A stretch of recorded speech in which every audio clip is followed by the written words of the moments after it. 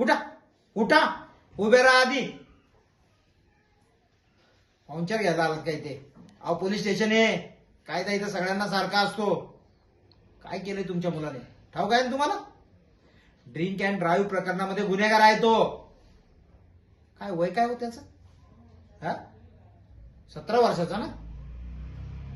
अहो खरा गुन्हेगार तो नाहीये, तुम्ही आहात. त्याच्या हातात गाडी दिलीच कशी?